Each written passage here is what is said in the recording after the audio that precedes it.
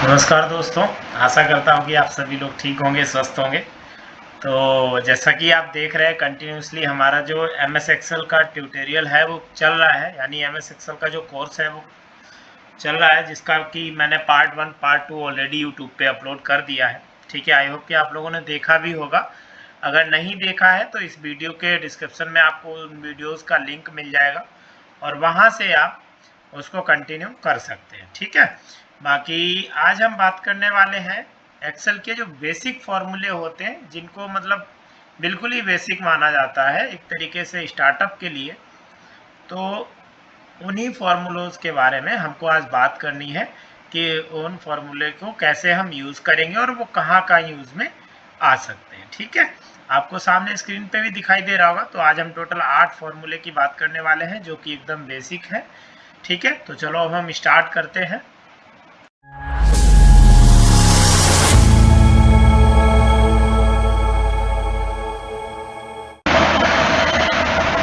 जैसा कि मैंने बताया आपको कि अभी हम बेसिक फार्मूले को यूज़ करके देखेंगे। तो उसके लिए सबसे पहले क्या करते हैं हम, सबसे पहले हमने एडिशन का फॉर्मूला लिया हुआ है, यानी जोड़ना है हमें, है ना, प्लस करना है। ठीक है, तो कई बार क्या होता है, बहुत सारी नंबर्स होते हैं हमारे पास जो हमें टोटल करने होते हैं। तो उसी का सबसे पहला जो फॉर्मूला है वो उसी का है।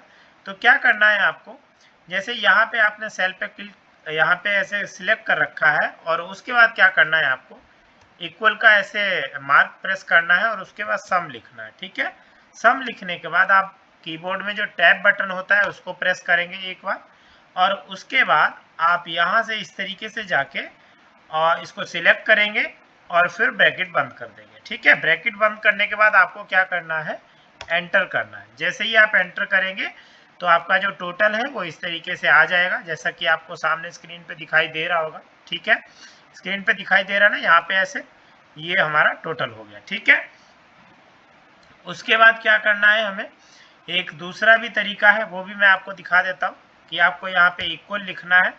उसके बाद इसको ऐसे सिलेक्ट कर लिया, प्लस कर दिया, फिर सिलेक्ट किया, फिर प्लस किया, इस तरीके से आप करते जाएंगे। अच्छा, प्लस जो करना है वो ध्यान रखें, शिफ्ट के साथ प्लस को दबाना है। ठीक है, इस तरीके से आप सिलेक्ट करते जाएंगे, प्लस एंटर करते जाएंगे, उसके बाद आपको क्या करना है, एंटर कर देना है। तो आपका रिजल्ट जो है वो आपके सामने इस तरीके से आ जाएगा। ठीक है, तो यहाँ तक सारी चीज़ क्लियर है। ये तो हो गया हमारा एडिशन का, यानी अगर हमें बहुत सारी वैल्यू दी हुई है और अगर उनका टोटल करना है तो वो हम कैसे करेंगे, उसी के बारे में है। तो सिंपल सा है वो, इस तरीके से हम इसको टोटल कर सकते हैं। ठीक है, अब आता है हमारा सब्सट्रैक्शन, यानी माइनस करना है अगर हमें, तो इसमें भी वही सेम तरीका है। आपको इक्वल प्रेस करना है।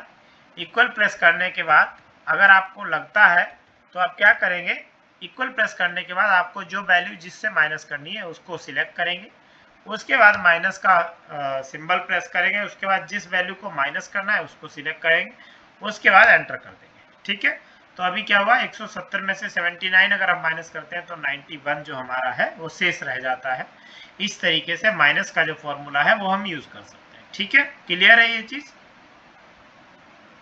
अगर समझाने का तरीका सही लग रहा हो तो लाइक सब्सक्राइब करना बिल्कुल ना भूलें। बाकी मैं आपका कोई भी टाइम नहीं खराब करूंगा ये बोल के कि ये ऐसा चैनल में, वैसा कुछ नहीं करना मुझे। सिंपल मुझे जो बताना है वो मैं आपको कंटिन्यूसली बता रहा हूँ। ठीक है, उसके बाद अगर हमें मल्टीप्लाई करना है तो हम क्या करेंगे, इक्वल, उसके बाद जिस वैल्यू से मल्टीप्लाई करना है यानी गुणा करना है उसको सिलेक्ट करेंगे। उसके बाद हम मल्टीप्लाई का निशान जो है वो इसमें एंटर करेंगे। ठीक है, इस तरीके से, और उसके बाद दूसरी वैल्यू सिलेक्ट करेंगे और फिर एंटर कर देंगे। तो इस तरीके से जो हमारा 45 इंटू 45 आता है वो 2025 जो वैल्यू है वो आ चुकी है। इस तरीके से हम मल्टीप्लाई कर सकते हैं बहुत ही आसान तरीके से। ठीक है, तो आई होप कि यहाँ तक तीनों चीज़ें क्लियर होंगी। उसके बाद आता है हमारा डिवीजन, यानी भाग करना है अगर किसी चीज़ को। ठीक है, तो वो भी हम कर लेते हैं। अगर हमें यहाँ पे क्या करना है, इक्वल प्रेस करेंगे और अब क्या करना है, जिस वैल्यू को भाग करना है यानी 80 को हमें 20 से भाग करना है, तो पहले हमने फर्स्ट वैल्यू को सिलेक्ट कर लिया, उसके बाद डिवीजन का मार्क हमने यहाँ पे दे दिया, सॉरी इस तरीके से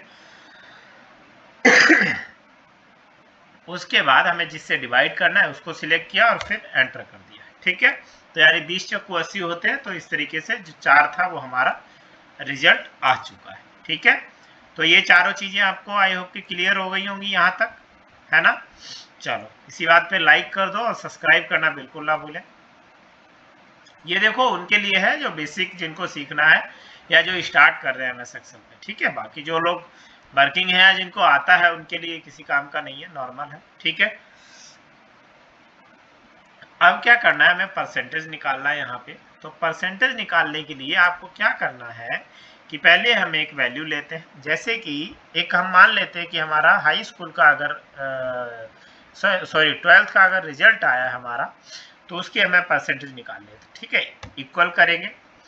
उसके बाद क्या करना है, हमें जो हमने परसेंटेज की वैल्यू ले रखी है, यानी हमारे जो मार्क आए हैं, मान लो कि ये 349 जो है वो हमारे नंबर आए हैं इस तरीके से।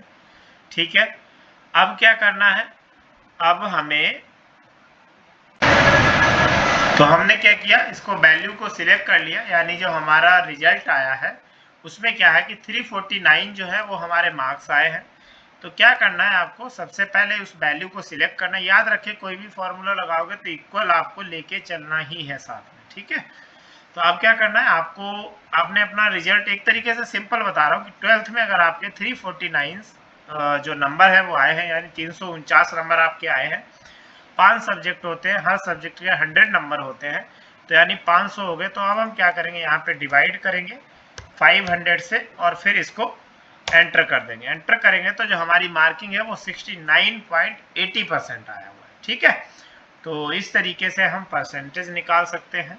बहुत ईजी है, कोई ज़्यादा इसमें कोई वो नहीं है। ठीक है, उसके बाद अब हमें एवरेज निकालना है।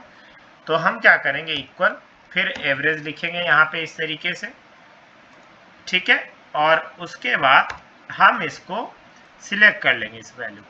उसके बाद हम ब्रैकेट को क्लोज करेंगे और एंटर कर देंगे। तो एवरेज जो है वो हमारा 85.2 आ रहा है सारी वैल्यूज में से।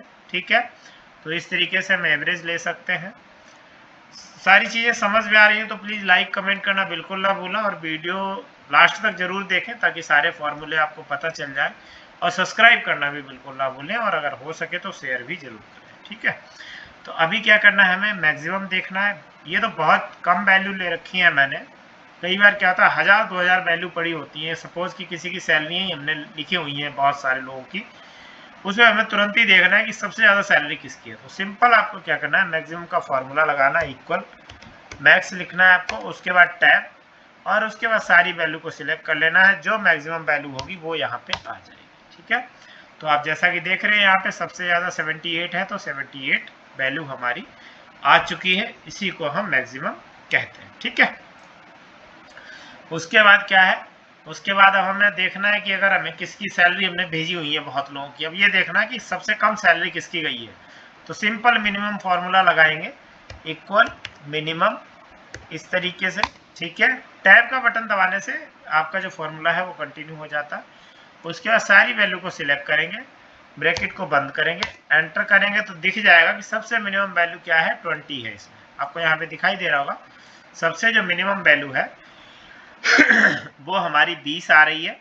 तो इस तरीके से हम मिनिमम का भी फॉर्मूला देख सकते हैं। ठीक है, तो आई होप कि ये 8 फॉर्मूले जो थे वो आपको अच्छे से समझ में आ गए होंगे, कोई कहीं कंफ्यूजन नहीं होगा।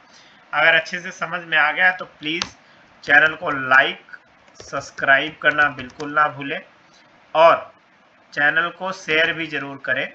चैनल का नाम आपको पता ही होगा, अंकित राठौर 179। ठीक है, तो इस तरीके से आप चैनल को जरूर शेयर करें, सब्सक्राइब करें, लाइक करें और वीडियो पे बने रहें। इसी के साथ जो भी नई वीडियो आते हैं वो देखते रहें। आज के लिए इतना ही, फिर मिलेंगे एक नई वीडियो के साथ। जय हिंद, जय भारत।